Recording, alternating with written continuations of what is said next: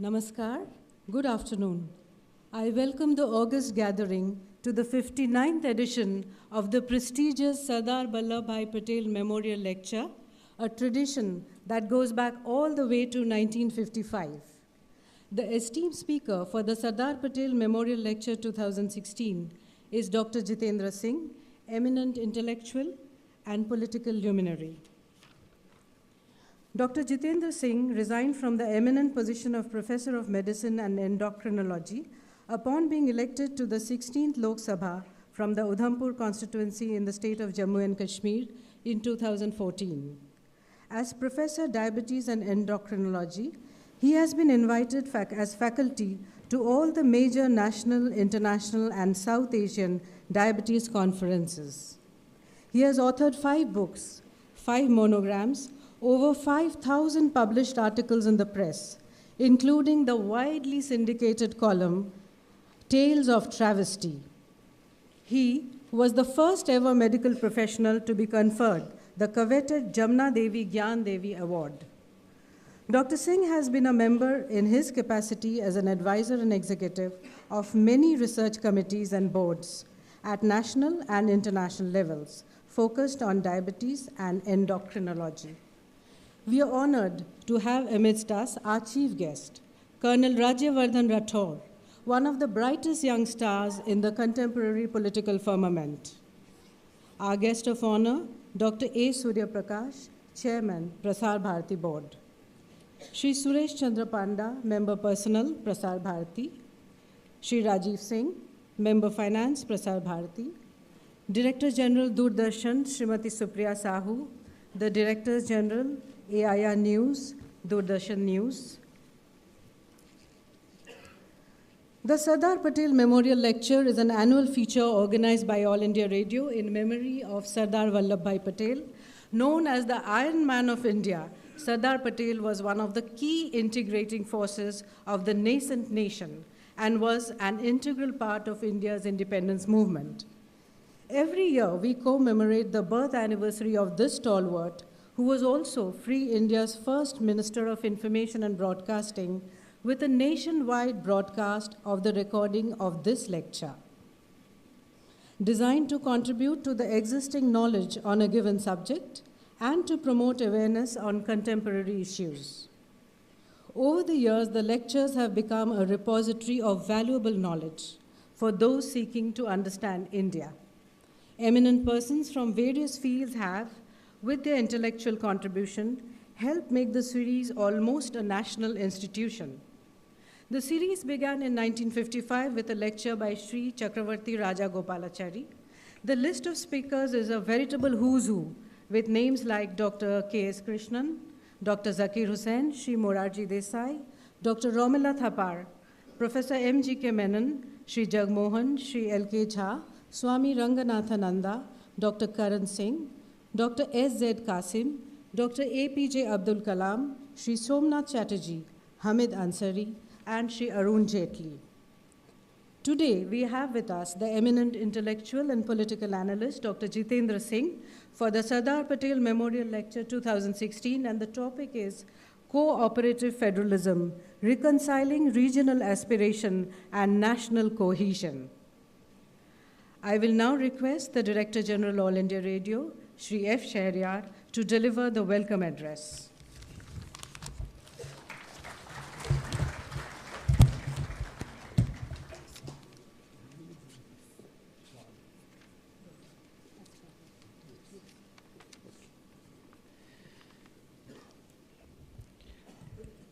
Honorable Union Minister for Information and Broadcasting, Colonel Rajyavardhan Singh Rathore, respected Jitendra Singh ji, today's distinguished speaker, Dr. A. Surya Prakash, Chairman Prasar Bharati, members of Prasar Bharati, Mr. Suresh Chandra Panda and Mr. Rajiv Singh, my colleagues from All India Radio and Doordarshan, and discerning listeners that have gathered here today. A great privilege indeed, and no less a pleasure to welcome you all for today's Sardar Patel Memorial Lecture. All India Radio organizes it every year in memory of Sardar Patel, a veritable colossus and a great visionary who had national cohesion uppermost in his mind. The subject chosen for the lecture today is cooperative federalism, reconciling regional aspirations and national cohesion. Sardar Patel steadfastly and single-handedly strived for unification, bringing all the princely states into the Indian mainstream with characteristic grit and determination.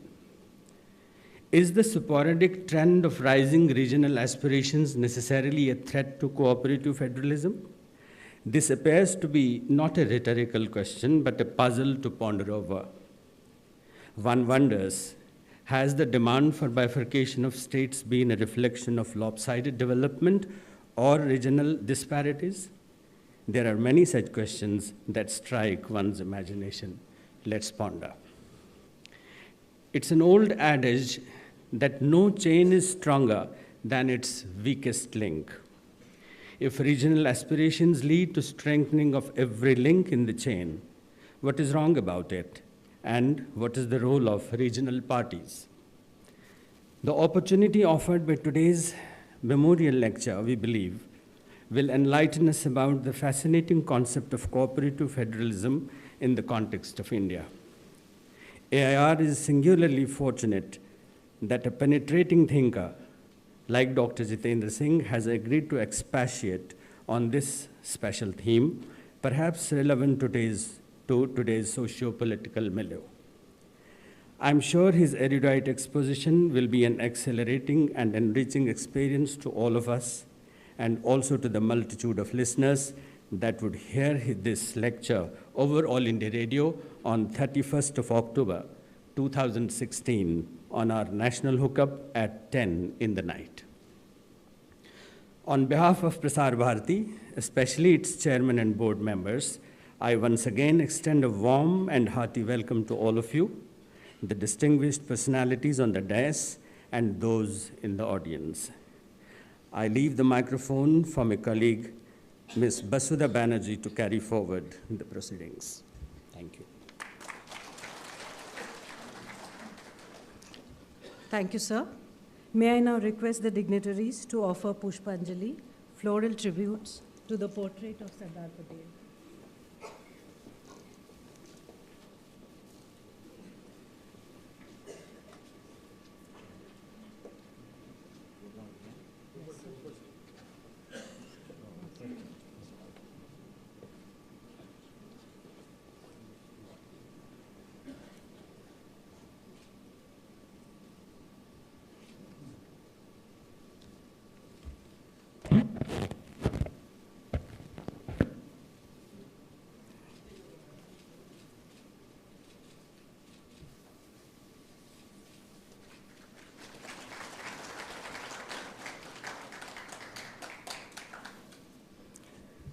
I will now call upon Dr. A. Surya Prakash, Chairman Prasar Bharati, who has been in the media industry with a conspicuous presence for the past over 3.5 decades.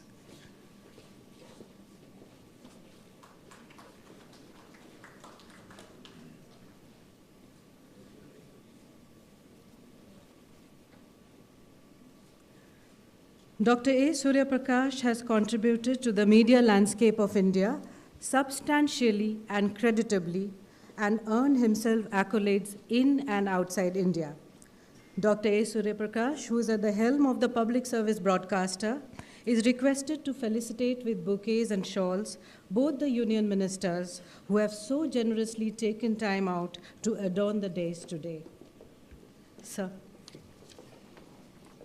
Flowers are love's truest language, and woven into the warp and weft of the shawl is our reference. Mr. Chairman, sir, kindly do the honors for the speaker of the 59th edition of the Sardar Patel Memorial Lecture, Dr. Jitendra Singh. Thank you, Mr. Chairman, sir. And now, the same tokens of love and reverence for our chief guest, the young and dynamic Union Minister for Information and Broadcasting, Colonel Rajyavardhan Rathore. Thank you once again, Chairman, sir.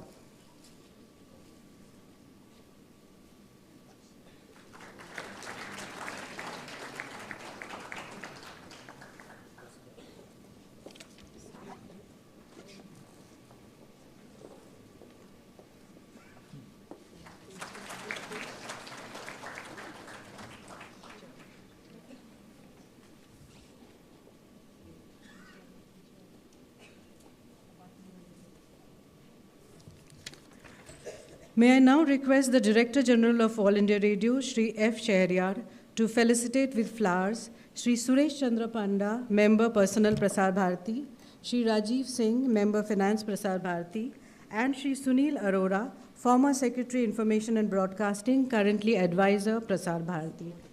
I will need 3 bouquets, 3.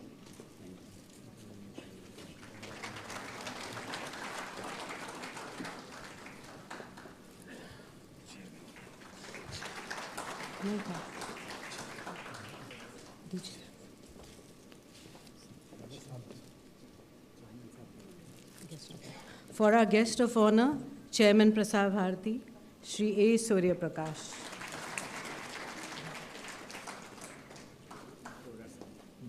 Arora Sahab.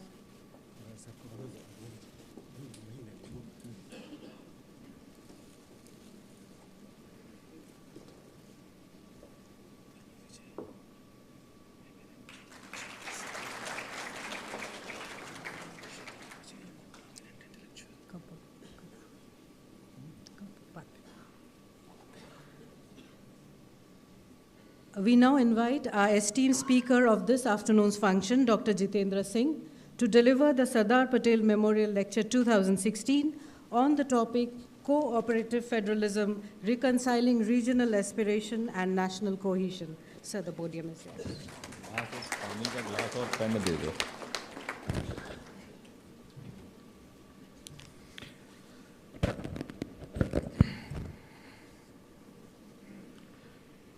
Thank you very much. Seated on the dais, Union Minister for Information and Broadcasting, and our very dear friend, Colonel Rajyavardhan Rathaur ji, Shri Surya Prakash ji, Rajiv ji, Panda ji, seated in front of me, a very esteemed friend and our academic sibling, Tarun Vijay ji, Sunil Arora ji, and of course, the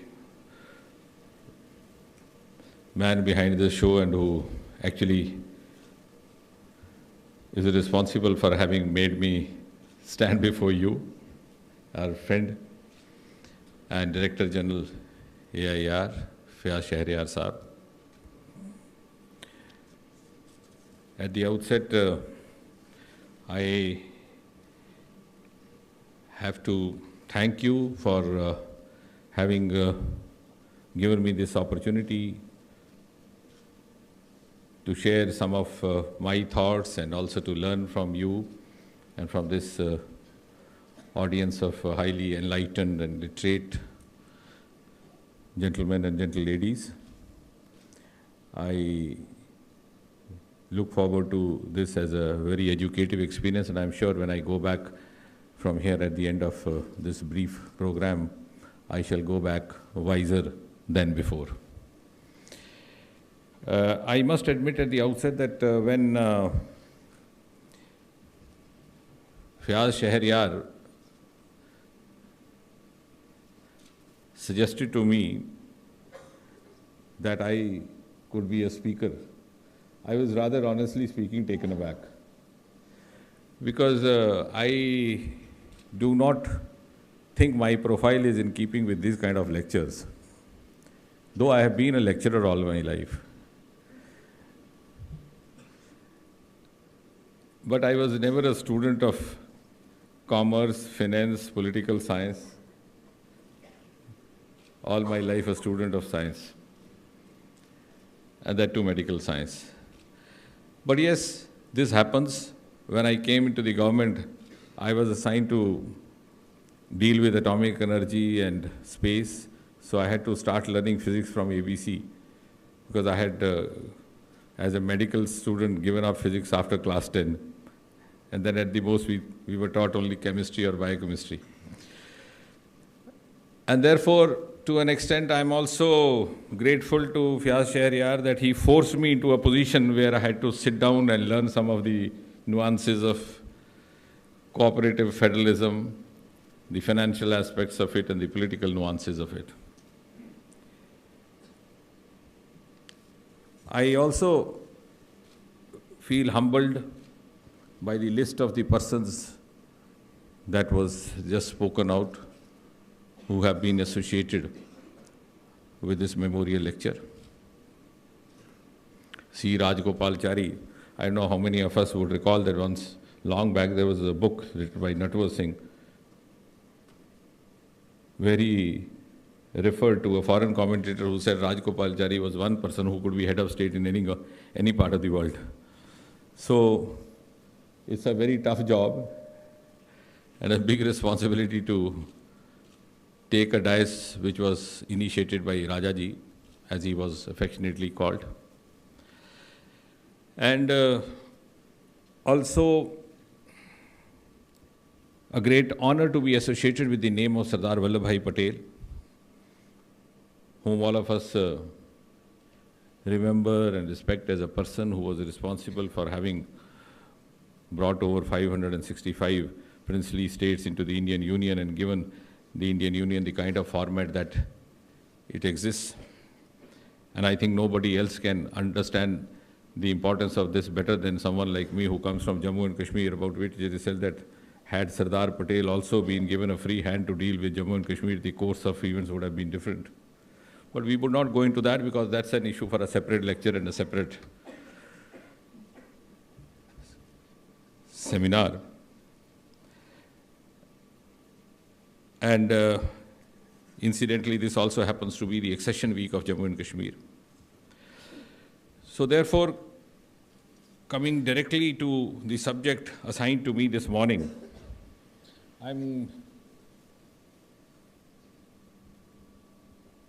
I also have to thank for the kind introduction before I start.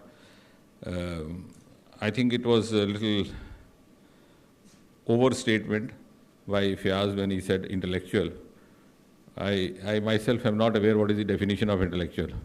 At least, I hope he is not putting us in the class of those award wapsi wale intellectual. But nevertheless, we are not intellectuals, but we are thinkers. We keep bothering ourselves and bothering others with certain, whatever comes to our mind, and then try to learn each moment, each day of our life. The lecture of mine has already been circulated. I am not sure whether you would have gone through that. And therefore, I would not bother you with reading out the entire script of it, because I trust the wisdom of this august audience. I will just like to dwell on some of the salient features or some of the points which might be coming to me randomly, and which might have come to me during the course of these few minutes when I was listening to others. Because sometimes the circulated text loses its entirety when the discussion starts. I remember soon after I came back from my post-graduation NMD, and I was yet to be posted, I was asked to report to the Rashtrapati Bhavan, to be in the long queue of doctors which accompanies the president wherever he goes. And the president, incidentally, was Jitendra Singh ji. So I was the last in the queue as a young boy. I had nothing to do, just to watch from the wings. And we had to go to a university for a convocation. And when Gyani ji came on the dais, as was his individual style, he said, "Wo takreer to taqseem ho gayi hai." So it can be assumed to have been read. If that be so, Fiaz sahab, my job is over, and we can go for tea. तो ज्ञानी जी ने कहा, नहीं, सिर्फ 1 minute रुक जाइए, पन्ना number 9 पलटिए. So everybody started doing that. इसका जो तीसरा पैरा है आखिर में, वो ना पढ़िएगा, वो गलत हो गया, बाकी पढ़ लीजिएगा. And then we can disperse. So like as you ask a child not to do something, it would deliberately do. Everybody started reading what it was. And then Gyani ji said कि मैंने अपने secretary से कहा था कि मेरी तकरीर में महिला शिक्षा पर थोड़ा बल देना, परंतु यहाँ क्या हुआ कि PhD की सारी डिग्रियाँ बालिकाओं को ही मिली, महिलाओं, तो ये थोड़ा पैरा गलत हो गया. So this is an opportunity also to correct what is being written in the text already. But having said that, I would say I would rather go outside the text and try to dwell on some of the random thoughts that occur to me while being here or while on my way to this venue, or when Fiaz Saab asked me to dwell on this subject.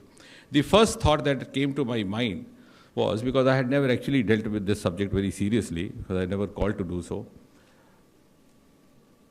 I said, what would be the ideal definition of cooperative federalism in general? Maybe the subject was assigned to me in a certain context, the certain context of a certain nation or certain milieu. But otherwise, would it not be a natural instinct for any species, a human species or a society or a nation, to have a natural urge to live in an atmosphere of cooperation and coexistence? So would it not be something which should be coming naturally to every living being? If we do not get entrapped in the conditioning of the socio-political milieu in which the subject has been allotted. The same thought occurred to me in the beginning of this year when I was asked to speak on World Brotherhood Day to mark the day of Swami Vivekananda. And since sometimes the lectures are so much piled up that you get a time to think over it only when you are driving to the place. So the moment I reached there, I said, the first thought came to me, why should we have a discussion on brotherhood? Are we not brothers otherwise? Kauwa kauwe ka bhai, kutta kutte ka bhai, saab saab ka bhai. And do we have to remind ourselves that a human being is a human being's brother and he ought to live in a state of cooperation and a federalist coexistence? And then suddenly that occurred to me and I told them, I said, in college, we'd come across a verse by Ghalib and we dismissed it. कि भाई गालिब तो कभी फलसफाना अंदाज में लिखते थे, कभी रोमानियत में, कभी दोनों मिक्स हो जाता था. But now I realize how much beyond times he had thought when he wrote कि बस के दुश्वार है हर काम का आसान होना, आदमी को भी मयस्सर नहीं इंसान होना. So it's not every individual's privilege and destiny to become a human being. If we had, then we possibly didn't have to debate on these subjects of living in cooperation or in coexistence. But be that as it may, as long as we do not evolve to that level of realization, possibly we need to have some kind of regulation for ourselves, some kind of law for ourselves, some kind of legislation for ourselves, some kind of binding for ourselves, some kind of a written dictum for ourselves. As Voltaire once said that if you don't have God, you might have to invent one. कि आपको डर लगा रहे, कोई देख रहा है ऊपर से.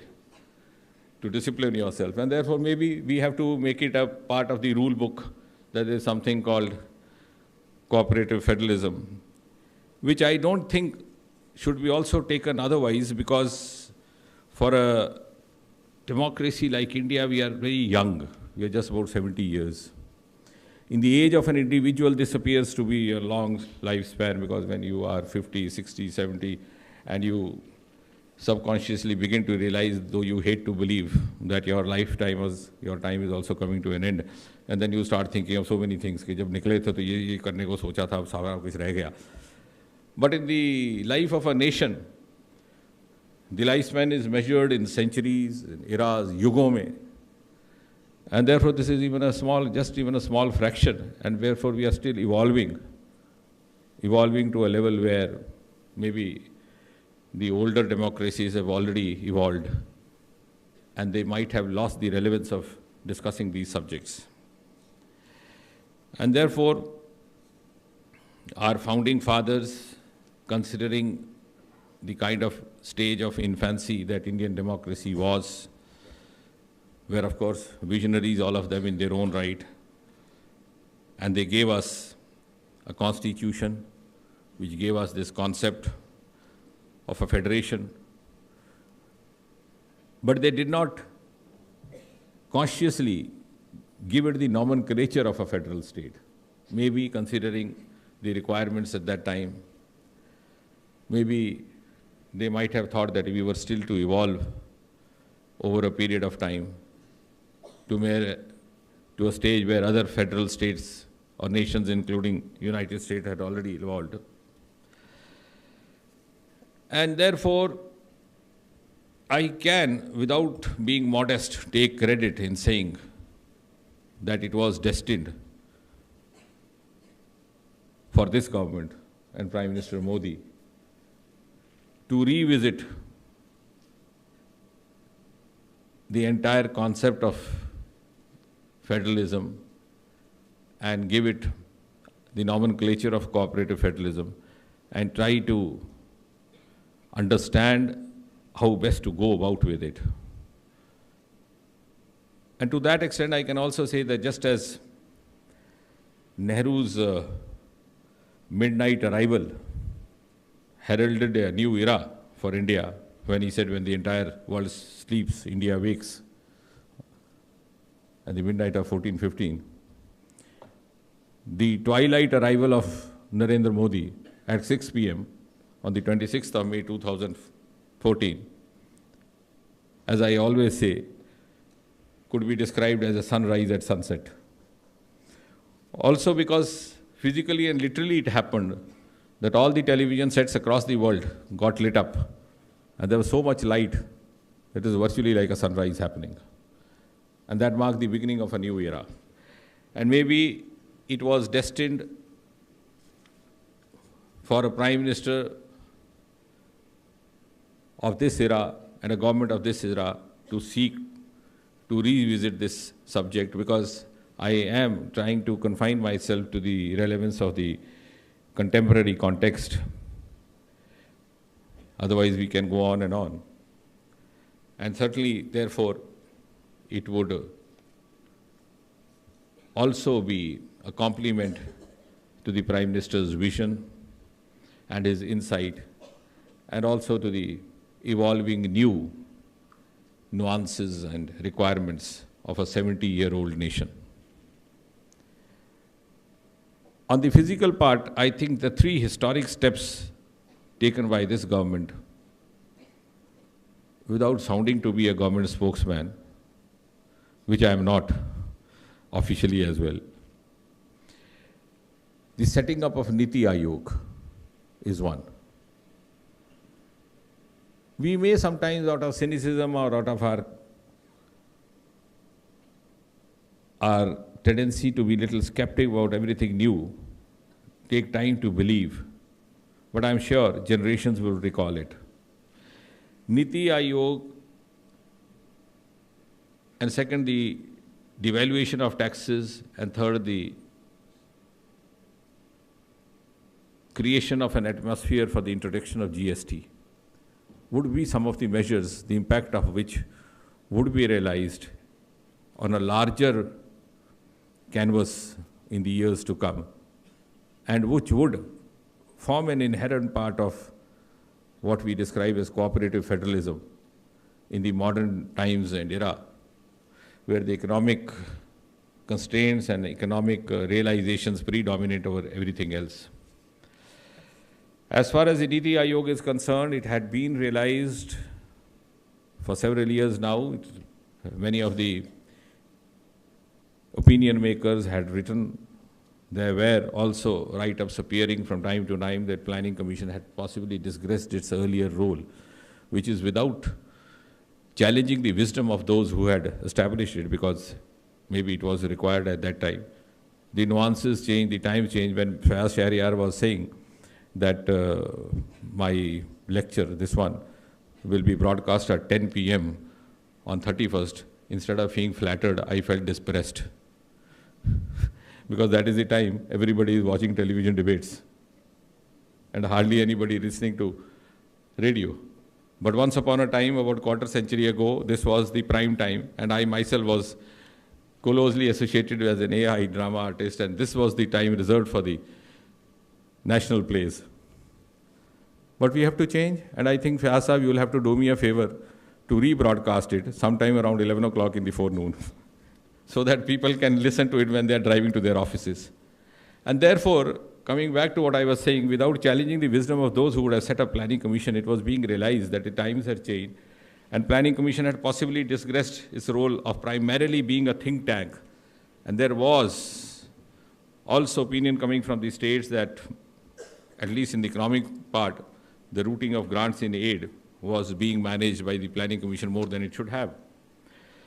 And therefore, the reincarnation of this commission in the form of Niti Aayog was meant to encourage more of cooperation in among the various federal states through a structured initiative or a structured sport, I would say, and B, to accommodate the diverse opinions of the various states and also to deepen their engagement in the affairs of the nation, the affairs of the state, which I think nobody could have understood better than someone like Narendra Modi, who had himself been a chief minister with the center being run by a different party for almost 15 years. And therefore, Niti Aayog also paved the way for the formation of a governing council, which, unlike in the Planning Commission, included the chief ministers, the governors, the administrators of the various union territories, and therefore gave it a greater leverage for comradeship, for participation. And then went beyond that to form subgroups. Now we have subgroups on some of the flagship programs headed by certain chief ministers, certain governors, like for example, you have one for the Swachh Bharat. So the decision making and the conclusion making was not entirely left to the center. And a beginning has been made, which is of course too early. It will evolve as we move ahead. The second important decision, I think, which would also go in with the endeavor for promoting this federalism through mutual cooperation, is the arriving at a consensus to bring about the GST. The mere slogan of one nation, one tax itself carries a lot of symbolic significance. It tends to bind us in a single cord. And of course, it is a provision to provide a unified common national market by integrating the various taxes by the center and state, as we all know, taxes as well as levies. And there too, for decision making, we have a GST council, of which all the finance ministers of the different respective states are members, with the union finance minister being its head. So again, it is not left to the center. And if you are not ready to believe instantly to the intentions of the government or the intentions of the makers of this concept, because we live in an era of evidence and we go by statistics and data, I think you would agree that the decision making has also been made statistical in GST Council. For any decision to be ratified, you need to have 3/4 of majority. And the vote share of the center is only 1/3, and that of the states is 2/3. So 1/3 vote of the center alone cannot also force a decision, nor can the 2/3 vote of state alone. So unless center and the states come on the same page, willingly or unwillingly, happily or unhappily, agreeing or disagreeing, no decision would happen. So I think that should also be a reflection of the sincerity and the intention that has gone behind this. And the third aspect, as I said, in keeping with this concept, was the acceptance of the 14th Finance Commission,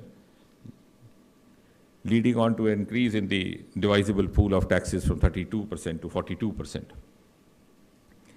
And earlier complaint was that the devolution of the divisible pool was accompanied by the reduction in the center's aid in grant.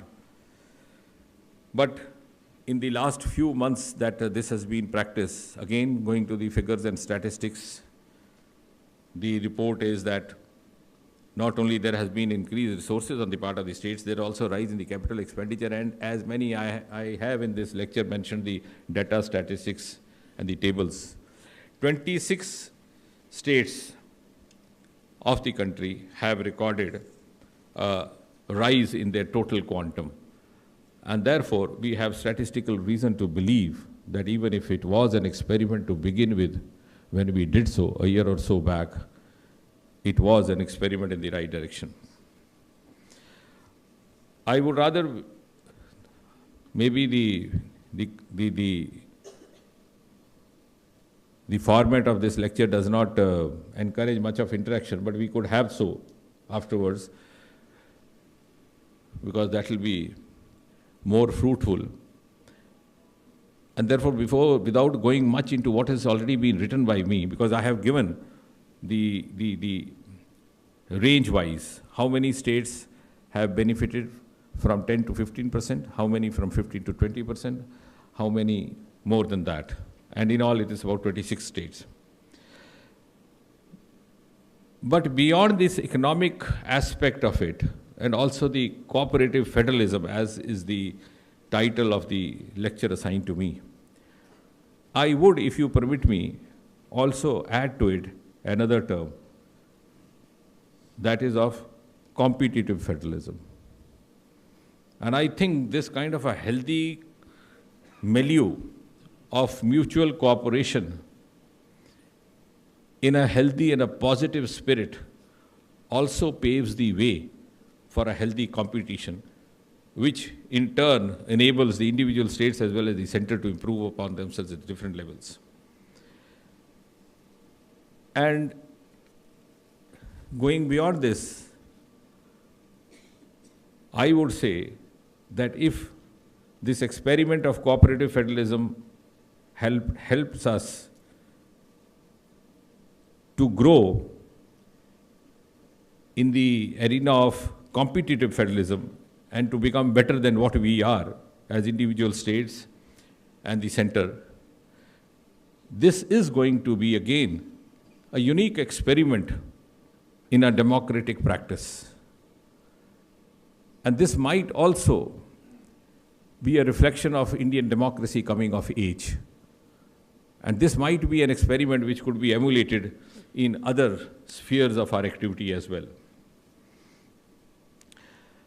And therefore, I would, in the end, say that politically and socially, there is also a vindication of sorts for those of us who are part of this government. When this government was sworn in on the evening of 26th, the immediate reaction, because we are still evolving to that genre of specialized journalism. As we have in West, we have different genre of economic journalists, different genre of war journalists. We in India still have majority of them as general journalists, which see through the prism of politics. And the immediate criticism that was forthcoming was that this was a government and this was a prime minister with a huge mandate and a huge majority, and therefore, leave aside cooperative federalism, there will be no federalism at all. And this will be an authoritarian government. And there was so much of apprehension and bias, and people had already started looking at some of the critic friends of ours. And as someone who's also MOS and PMO, a question often asked was, don't you think PMO has become authoritarian? And my standard answer would be no, PMO has become PMO, which it was not for the last 10 years. Because the authority was being exercised from another quarter, and the nation forgot what PMO is like.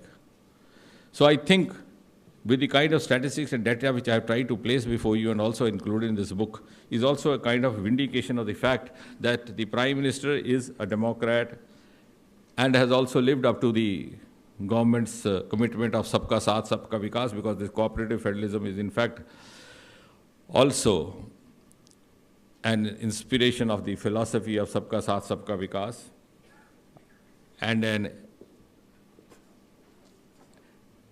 a capacity to accommodate diversities in a country as heterogeneous as India. And also realizing the dream of our founding fathers to usher in an era of peaceful, uniform growth for all, which I'm sure must have been the dream of our founding fathers, and the founding fathers of the nation as well as the founding fathers of the Constitution. And to that extent, I think it would be reasonable to say that cooperative federalism, though as it sounds to be in our context and is often discussed in the contemporary context of India, is discussed more often than not, and maybe rightly so, in economic and financial terms, sometimes also in the political jargon. But I think in the long run, it would serve the purpose of proving to be a psychological binder among the different units of Indian Republic, the states, the union territories, the states, and the three-tier system of the center state and the local bodies. It will give us also a sense of belonging, a feeling of companionship, and above all, the confidence of being equal partners in the development of nation and development of the individual states. We are in a very initial phase of this experiment, but the statistics are encouraging. And I'm sure history will record this as a path-breaking initiative, both of Prime Minister Modi and both of this government. And cooperative federalism, because the history of nations is written in eras. You have the before independence, you had a pre-war era, post-war era relating to World War, then you have pre-independence, you have post-independence, and I'm sure when the history is written, there will be at least one chapter on the Modi era as well. And this would go down as a Modi doctrine when it gains wider acceptability.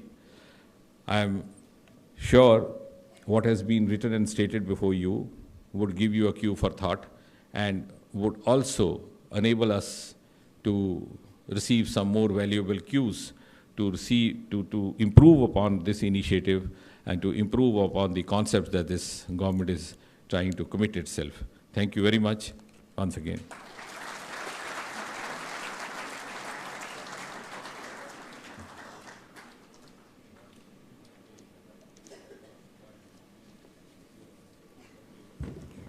We are indeed grateful to you, Honorable Minister Sir, for that engaging and illuminating lecture. As the Honorable Speaker has expressed a desire for questions, maybe we will take a few, 3 or 4. The questions have to be confined to the subjects of the lecture, please. In case the audience has any questions to ask, you are free to ask. Maybe we will take 3 to 4 questions and then the distinguished minister will answer them altogether.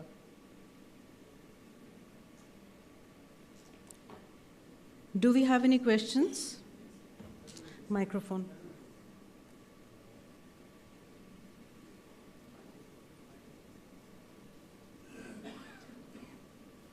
Do we have a microphone?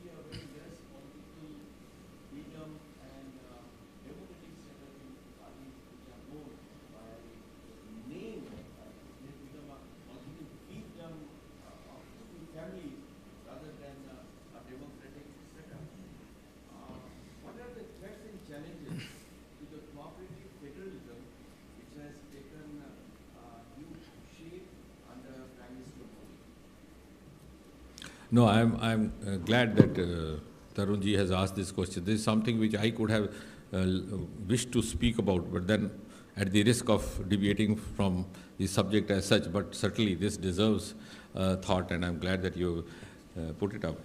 As I said, 70 years is not too much of a life in the history of a nation, and therefore we are still an evolving democracy, an evolving society, and we still have a huge degree of feudalism. And that also reflects in some of our political parties and our political activities.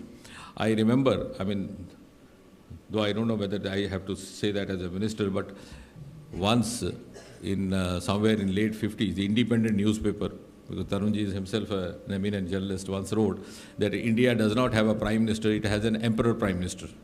Because it was a foregone conclusion that we would always elect the same prime minister. And therefore, it was written that you have an emperor prime minister for life. And during Nehru's time, the question was not of replacing him. The question was, after Nehru, who? And that was a book which became a bestseller. So for a nation which had been conditioned to be ruled by monarchy in one manner or the other, whether it was the Britishers or the others or other dynasties, it is not unusual to have taken about quarter century or even longer or maybe nearly half a century to come out of that feudal conditioning, which was reflecting in our democracy as well. We were getting carried away by symbols. But you must have realized in the last few years that people have come of age. The voter has come of age. The youth has come of age. And I think there are two main pointers to this. A, that India today, India of 2016, has 65 to 70% of population which is below the age of 35 to 40. So they are not ready to take the conditioning of their parents. They are even ready to defy the parents. B, the politicians, I always say, is not come of age as fast as the common man. The common man, the common youth of this country is growing faster than the politicians. So when I go for the election, I try the tricks of the last election to woo the voter. Quite unmindful of the fact that the voter has moved ahead, particularly because I have now a large chunk of new youth voters who have got included. So this is what I was telling my workers also in the constituency. So certainly things would change, and it is evolving. We have certainly evolved to a level where the dynasties are not that overwhelming in our psyche.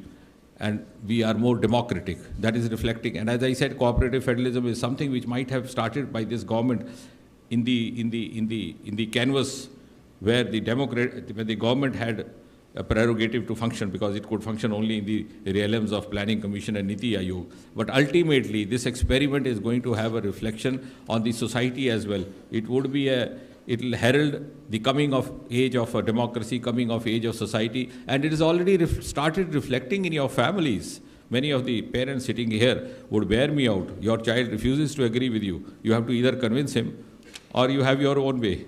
And I think that kind of thing is now emerging. So and that is why in the beginning I said, should this not come naturally? This instinct of cooperation, the instinct of coexistence, if it happens naturally, it will happen at every level. Because it was not there at the dawn of independence, we had to regimentalize it. But I certainly agree with you absolutely. Patel, but the greatest memorial to him is United India itself. Through his persuasive power, diplomatic skills, political adroitness, he was able to bring about administrative unification of this country, which is the essential basic apparatus for building a strong India. This administrative unification has to be transformed into an emotional integration and national cohesion, unquote. To honor this apostle of national cohesion, the government of India declared that his birthday on 31st October will be observed as the Rashtriya Ekta Divas. We have amidst us Colonel Rajyavardhan Singh Rathore, Honorable Minister and an outstanding speaker, to shed light on the significance of Rashtriya Ekta Divas.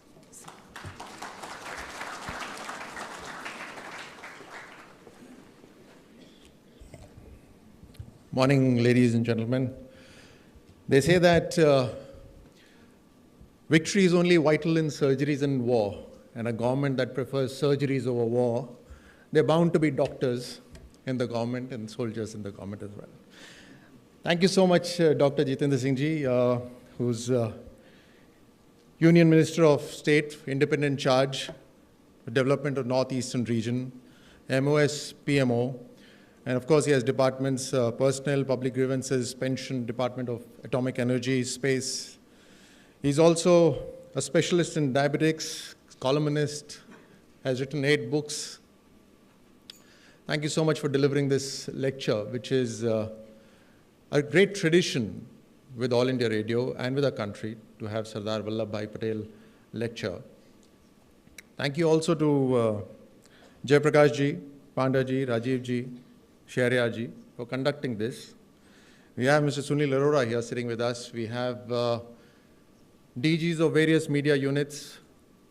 Eminent guests are here. Friends from the media are here. Young students who are here with us as well. 31st October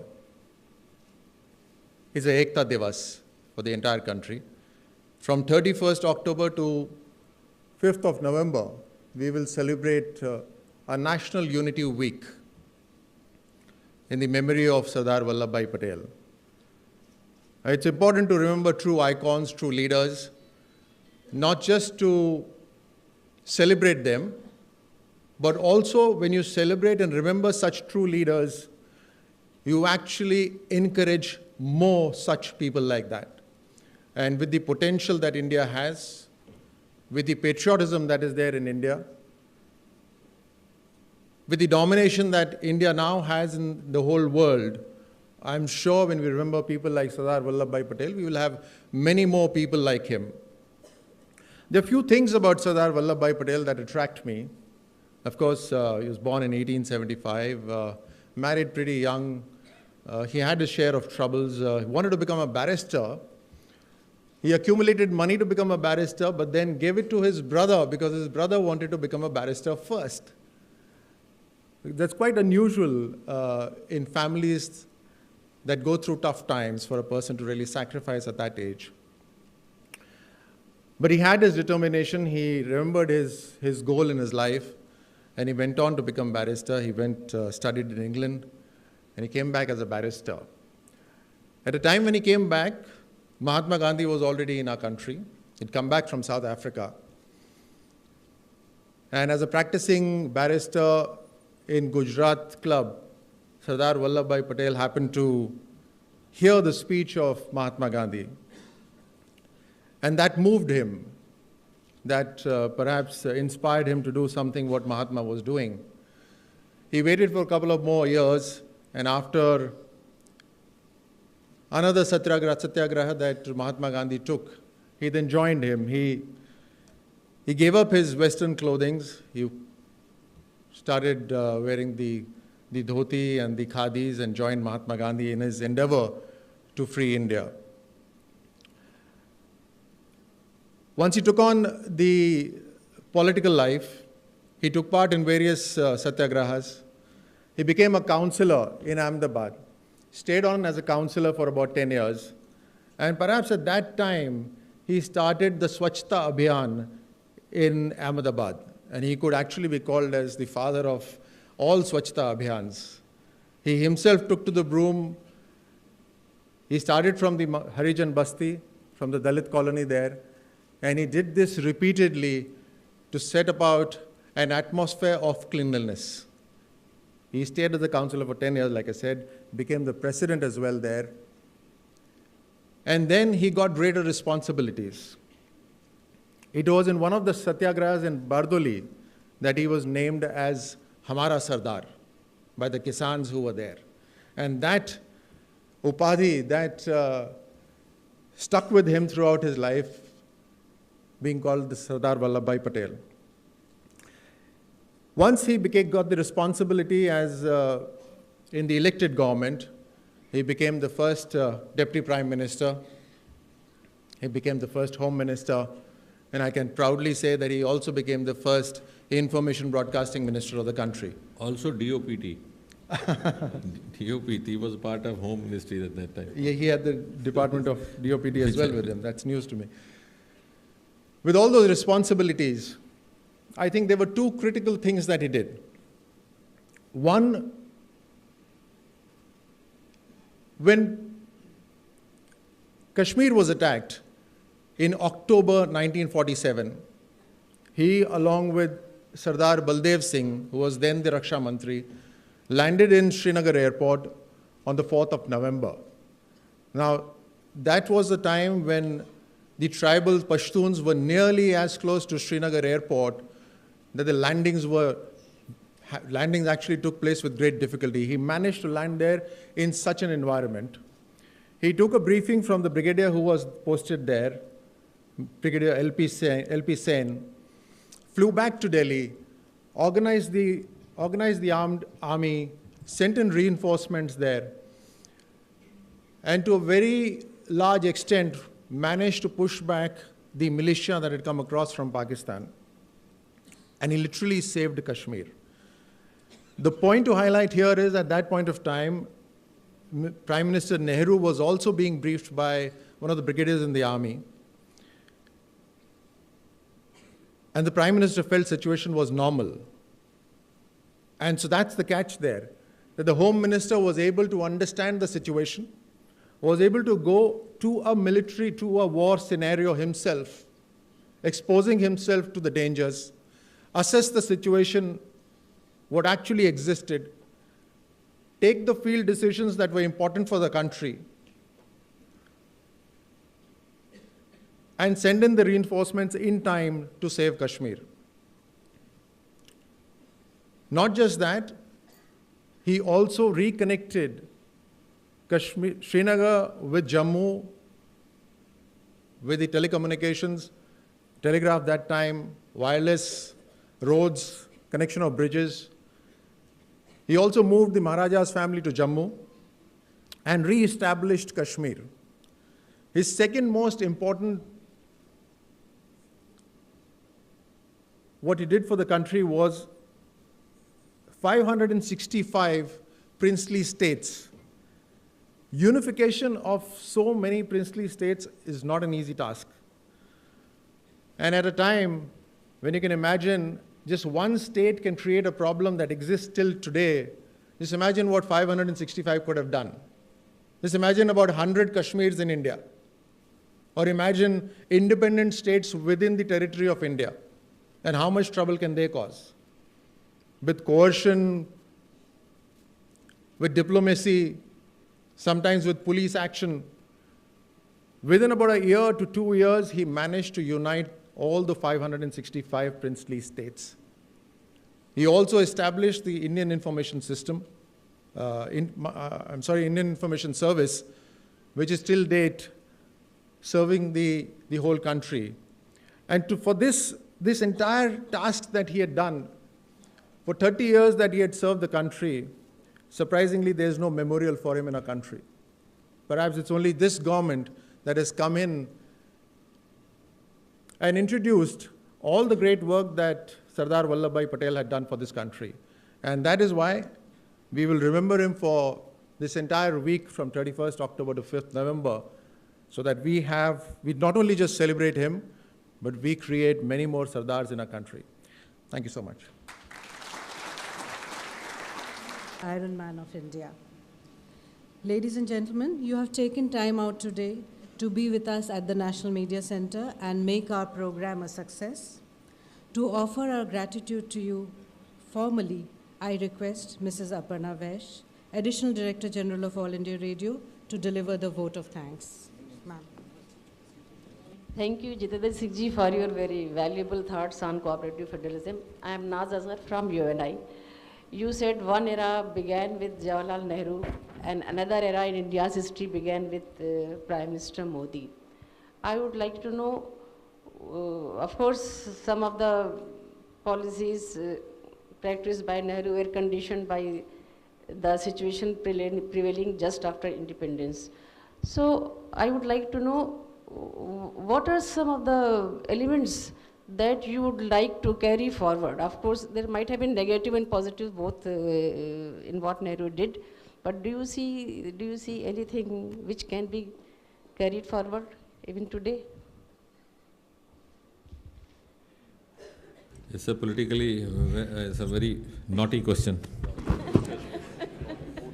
But coming from a friend and a colleague. See, that will actually be another subject of discussion, but I have no hesitation to say that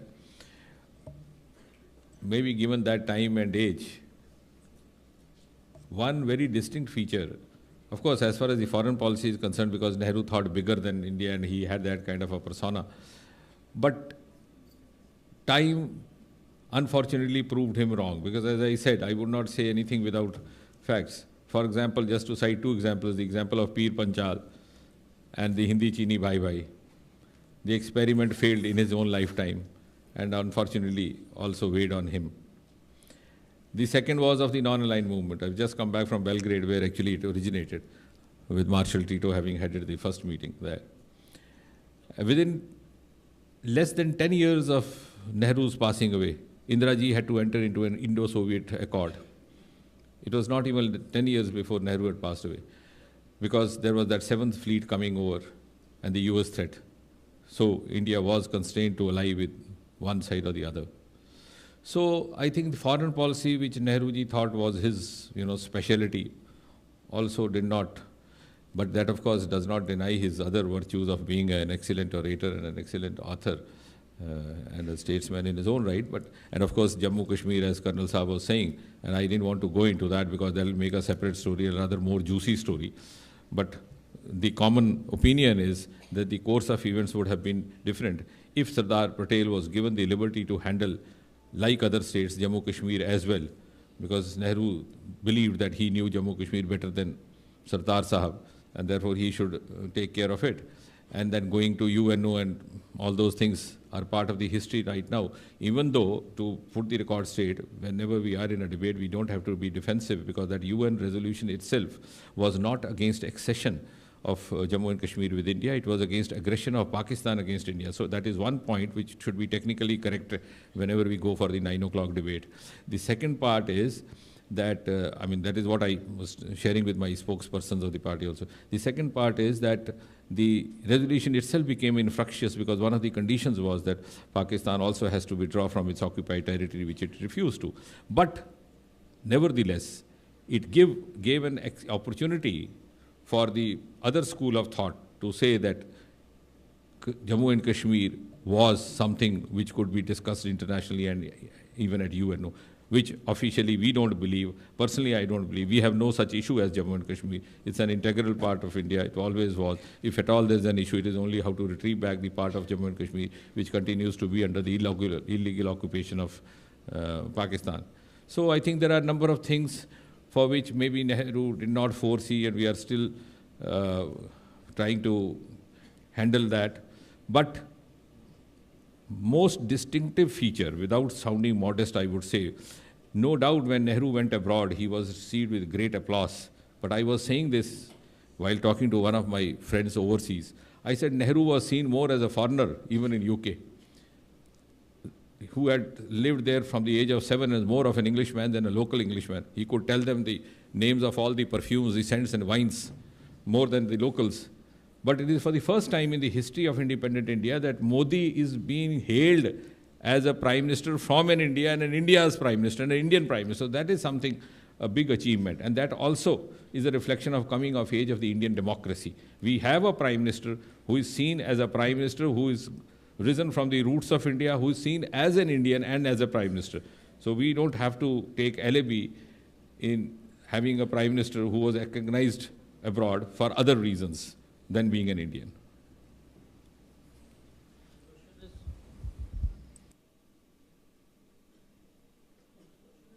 You said Sardar Patel brought in all the princely states and created a federal structure and a union of India.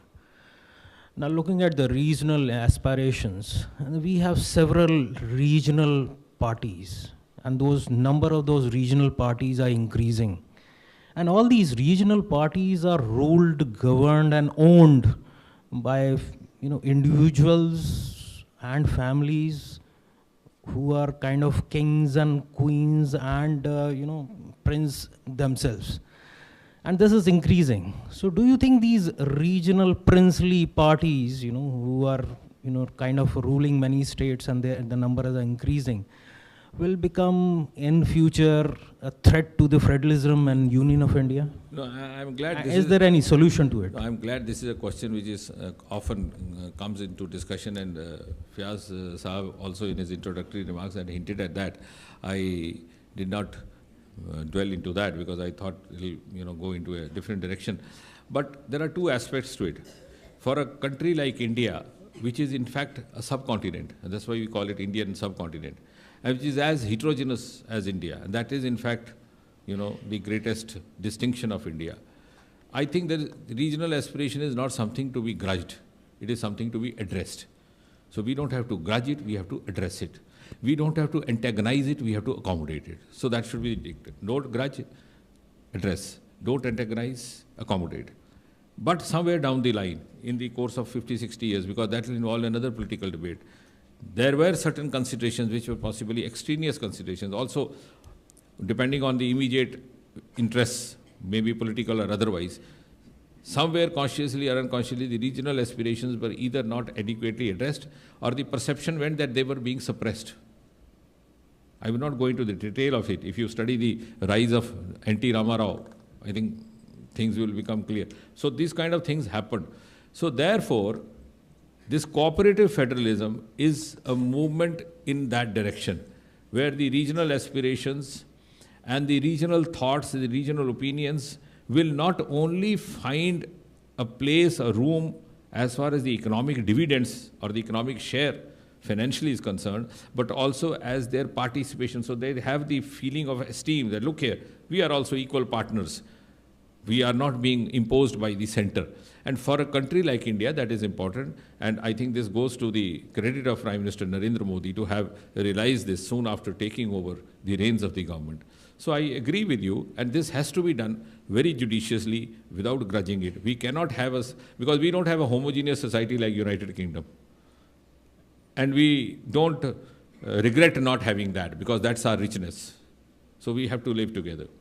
If we could live as a subcontinent where we also had the part of present Bangladesh as ours, Pakistan as ours, and larger parts of the other areas, I think there's no reason we can't have that kind of arrangement of, again, cooperative federalism and cooperative coexistence at the social level as well. But the bottom line has to be drawn. Unfortunately, in this country, and I said this with a certain degree of sounding little unorthodox, thodi bagawat kar di maine parso. So I said this kind of intellectual jingoism sometimes, the message has somewhere gone that there is a premium on anti-India activism. If I say I'm son of my father, it doesn't make news. If I say, try to find out who's my father, it becomes the subject of debate. So, challenging the sovereignty of India, we have to draw a bottom line. And the most liberated democracies of the world, including UK and USA, have their bottom lines, which have become part of their national ethos. I was narrating the example of a very senior journalist who used to publish my write-ups. He was running an agency here called Infa, is no more now, Mr. Indrajit. He would very fondly narrate an anecdote that after 1965 war, when again Kashmir was in discussion, so there was a press conference with President Johnson, who taken over after Kennedy, and that issue of so-called referendum and other things came up. And one of the Indian journalists asked him, Mr. President, don't you think US is also a similar conglomerate of a number of states, some annexed, some exceeded? So he said, look here, gentlemen, that's a closed chapter. So even the liberal, so if we have bottom lines, I think that will also ensure discipline. It's like living in a joint family with diverse characteristics, but we follow a bottom line. And I think that is also not happening as easily or as fast as possible, because we are evolving. We are an evolving democracy. 69, 70 years is just infancy in the age of a nation. So can I know from you, in the issue of national cohesion, the policy of reservation which the country has perpetuated till this time, do you feel that that is supporting national cohesion, or is that in any way a hindrance to cohesion? And if so it continues, what is the time frame that you foresee? I don't think I am qualified to answer that question, because there's a lot of political and administrative undertones, and somebody being part of the government should not be actually answering it. But I tend to believe, and I would love to believe, that whatever decision was taken at any given time by those who were at the helm of affairs must have been taken in the best interests of the nation. And whatever is decided in future also will be in the best interest of nation. I think that is the safest response I can give. I think with that we'll go on to the vote of thanks. Ma'am, over to you.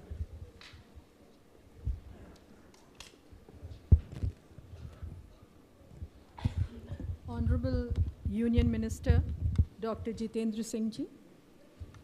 Honorable Minister of State for Information and Broadcasting, Colonel Rajyavardhan Rathore. Chairman Prasar Bharati, Dr. A. Surya Prakash. Member Personal, Shri S.C. Panda. Member Finance, Shri Rajiv Singh ji.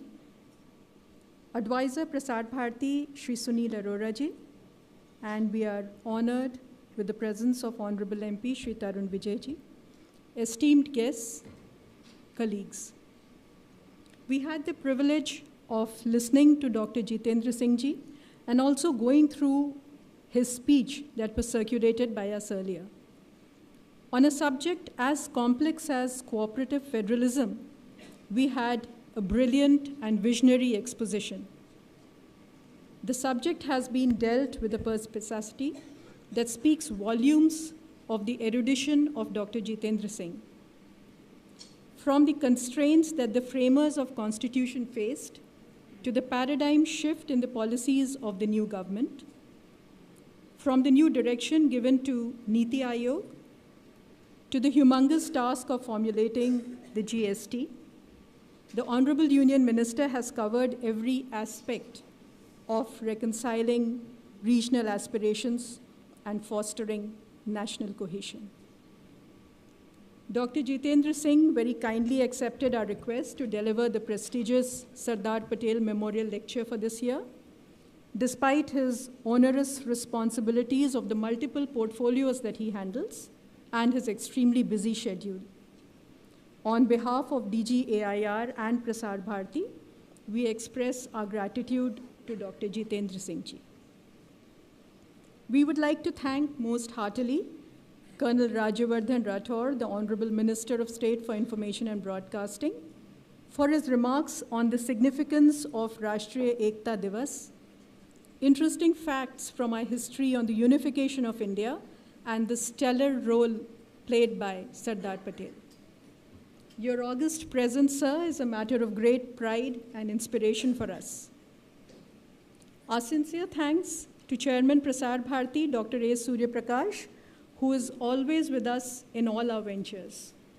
In him, we have a mentor and guide, and we are fortunate to receive his blessings and benefit from his vast experience. We would like to thank CEO Prasar Bharati, who could not be here today, but whose good wishes we have received for this event. Member Personal, Shri S.C. Panda, Member Finance, Shri Rajiv Singh ji, have always motivated us to innovate and excel in our role as a public broadcaster, and we would like to acknowledge their guidance. We are grateful to the Secretary, Additional Secretary, and other senior officers of the Ministry of INB for their support. Shri Sunil Arora ji, Advisor Prasar Bharati, for his kind presence. Our thanks to DGPIB, who has kindly provided us with this venue, and his team that has worked with us to make all the arrangements. We thank our esteemed friends from the press and media who will take the message of this lecture to a wider audience. We express our thanks to DG Doordarshan, DG News Doordarshan, DG News All India Radio for their kind cooperation, and all colleagues who have helped us in organizing this event, colleagues in the Directorate of All India Radio, the PR team, and most of all the team of All India Radio Delhi, led by the DDG Shri Rajiv Shukla. At the end, I would most certainly like to thank the audience for their presence, for their participation, and I would like to make a special mention of students of Sanskriti School, Chanakyapuri, Modern School, Barakhamba Road, the Indian Institute of Mass Communication, World Skills Center, Vivek Vihar, and the Madhubala Institute of Communication and Electronic Media. Thank you all once again.